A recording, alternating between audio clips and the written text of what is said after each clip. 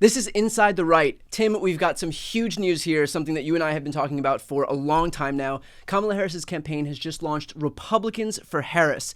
It includes prominent Republicans like Jeff Duncan, Adam Kinzinger, Joe Walsh, Christy Whitman, Stephanie Grisham, Olivia Troy, Bill Weld. The list is right here on the screen, and it's clearly very extensive. The obvious question first, how much of an impact do you think that this will have? Well, just trying to reach out to these voters is an important first step, right? I mean, like there have been Democrats in the past, and obviously they're Republicans. Donald Trump's not really trying to reach out to Democrats, right? So there are candidates that don't even try to do this, and I think it does matter. We've been talking about this permission structure. There are voters out there that just don't see themselves as Democrats, right? And yet they don't like Donald Trump. And so, in the best case scenario, they vote for Harris. Second best case scenario, they just don't leave the top blank. Worst case scenario, they go back to their partisan history and check the box for a guy they don't like in Donald Trump.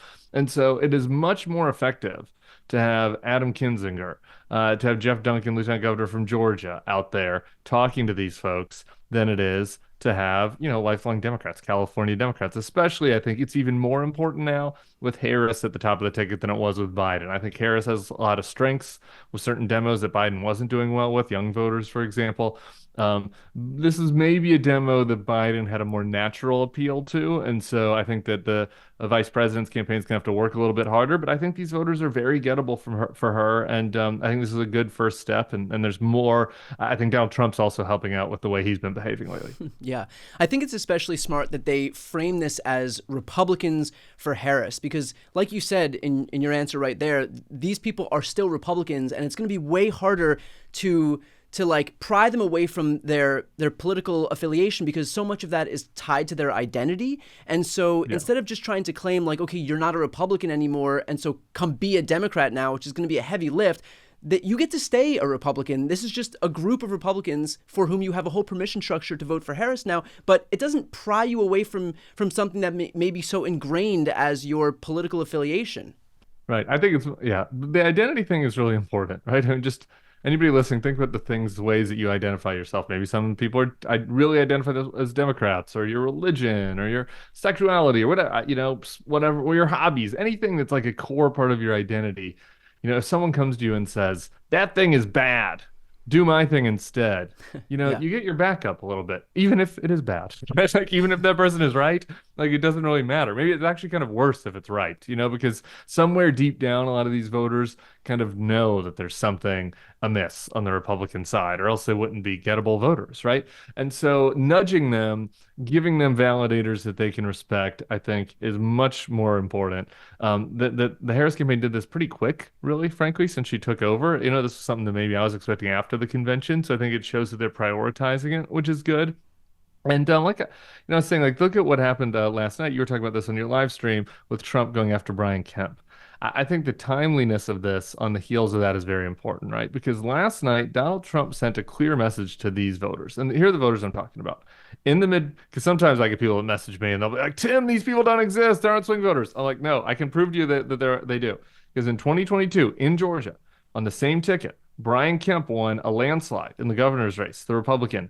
Raphael Warnock won pretty handily against Herschel Walker, the insane Republican nominee for Senate. So those are the voters we're talking about. People voted for Kemp and voted for Warnock. They're going to be critical in this election. Well, what's Donald Trump's message to them? F you. Last night at the rally, he spent all this time attacking Brian Kemp, attacking Marty Kemp, his wife, saying that they're not needed, right? It was reminiscent of the old Kerry Lake, get the hell out, McCain voters thing. Like, Trump was doing like basically a version of that to Kemp voters. Now, the next day, Harris is saying, look, Jeff Duncan, you're Kemp's lieutenant governor, is right here. And he's saying, no, you're welcome. The water's warm. Come on in. I think those two things happening back to back is noteworthy and important. Well, there were obviously other Republicans and conservatives who supported Kamala Harris prior to the official announcement of the formation of this group. And that's literally why you and I do this show. You were, a lifelong Republican who advised Jeb Bush. So how does the official formation of this group change things now, as opposed to simply knowing that these Republicans were just out there, but maybe didn't have an official umbrella to be under? Yeah, and I think there's more to come, right? I think that obviously there's some big name Republicans that aren't on that list that they're going to be trying to recruit in the coming weeks. And so, look, I think the group matters for organization purposes, right? What this is, you've talked to my colleague Sarah Longwell, who runs Republican Voters Against Trump. That's quasi grassroots, right? Like they're recruiting these people to do videos to turn into ads, so like regular people who are Republicans to turn to ads. That's an important part of the process, right? Like having paid YouTube pre-roll ads. They're like, "Hey, I'm Jim from Atlanta, and I Right. love George W. Bush, and I'm going to vote for Kamala Harris." Whatever it is, like that's a useful advertisement. But you can't really do grassroots from a super PAC like very well, right? And so this is the campaign saying, okay, now we have all these people that are little nodes out there. You can go up and sign up to be part of this group. Like this is an affiliation, this is an affinity group that you can be a part of. And I just think that is meaningful as far as, doing the more hand-to-hand combat, door knocking, letter writing, grassroots element of this. Like so, whereas all these people that were announced will do some of that. I know Olivia Troy and all them will do that. But more importantly, it's like, okay, now they can send blast emails out that's like, will you sign up now? Like join us, join our team. And then the next step, I assume, what the Harris campaign is going to do is they're going to release local Maricopa County, Arizona Republicans for Harris, right? Like, Yeah. and it'll go down from there, And so I think that's kind of it's the beginning of a more formal organizational approach. So does this give these Republicans the autonomy to kind of, run with it in a way that they can, in a way knowing full well that they can probably reach and appeal to Republican voters better than a traditional Democratic campaign could anyway? For sure. And it gives everybody a feeling of like ownership, feeling like you care. Look, Yeah. everybody wants to think that the campaign they're voting for cares about them, particularly if, there's some obvious differences ideologically, that they could at least be heard, right? Like the Right. sense of I'm being heard, I think is important. So now all these names are out there, and if you are a county council member in one of these swing states, you have a list of people. You can reach out to them. You can say, hey, okay, you have a contact with the campaign now. I just think all of that like kind of matters as far as buy-in is concerned, and it allows additional organizing now to go happen out in the world that like doesn't have, the political director for Kamala Harris's campaign doesn't have to do themselves, right? There's only so much time in a day. And so I think that it's useful for all of those organizational purposes. Now, you'd mentioned your colleague at the Bulwark, Sarah Longwell. I spoke to her last week about this idea of trusted messengers and Yeah. how it's been waning for politicians and increasing for regular people, regular voters. And that's why your other group that you serve on the board of, and that's Republican Voters Against Trump, you all focus heavily on testimonials from the voters themselves. Yeah. So why will this be effective? A group who's led by former Republican politicians, current Republican politicians, knowing that the trust in these kinds of people is diminishing It's a good point, right? And I think that the testimonial side of thing is important because it's coming more from it's human to human, right? It's like, and that's another regular person.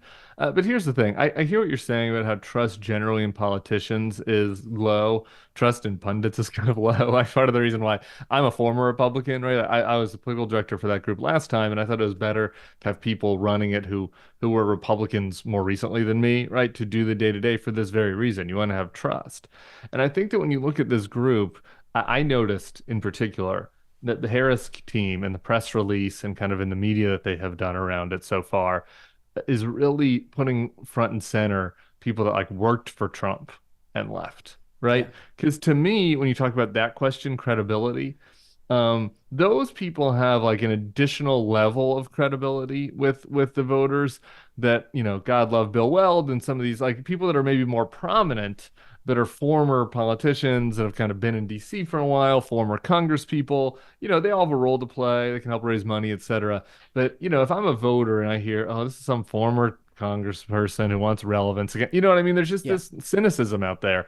But if they see somebody and they're like, oh man, that person went and liked Trump enough to not only vote for them, but go work for him. Yeah. And now they are saying, And no, by the way, too dangerous. him laying hands on them and imbuing them with credibility at the same time. Right. Yeah, exactly. A lot of they have pictures with them. Like, hey, I was with Trump. I was MAGA, Yeah. at some level. So I think that like those people are probably the most effective messengers in this group. And I think you see that in the way that Harris is pushing, putting them front and center.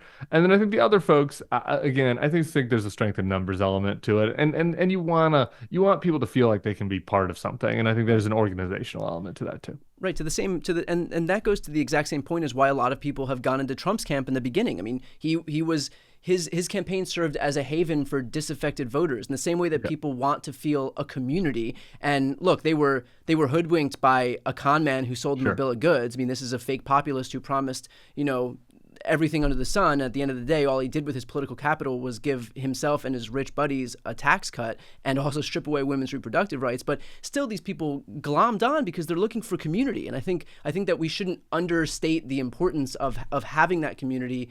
And that's what we got with this formalized group here.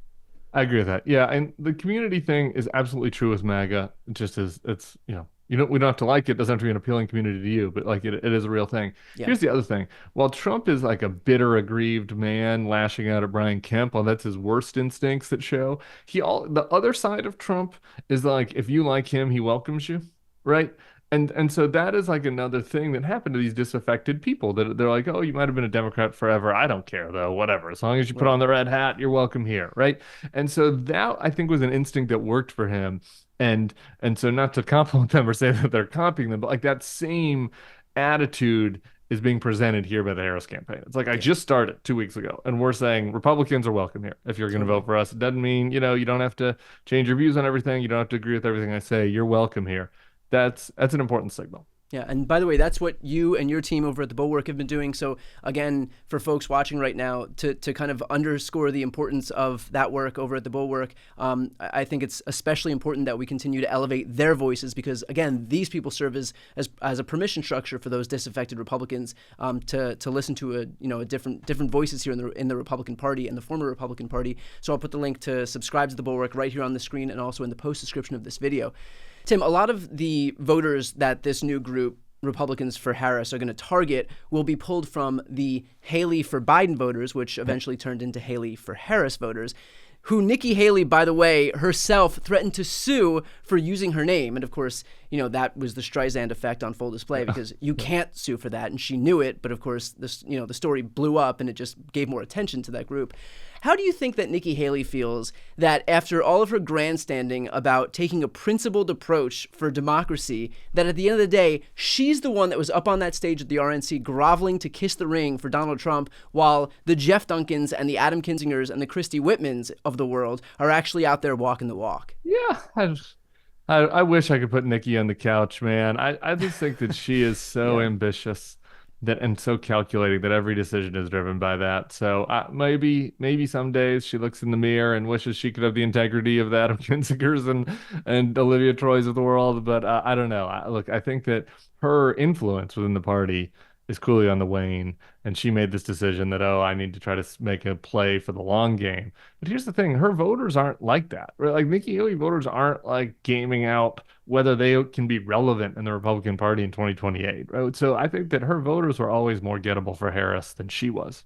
Yeah, I mean, her voters ostensibly weren't her voters in the sense that they wanted Nikki Haley. They were there because she served as a vehicle for them to be anti-Trump. Correct. I mean, you could have a Nikki Haley superfan party in your town at a very small coffee shop, right? Like it just isn't a thing. Like most of her voters, there were a handful. Some of them exist. There's some, not very many.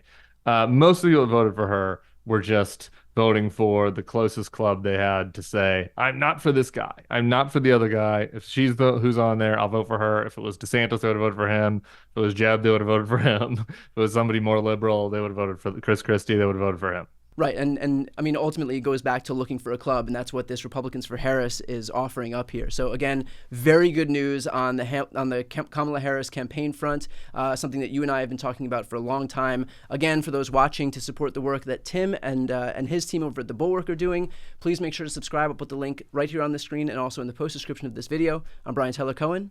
I'm Tim Miller. This is Inside the Right.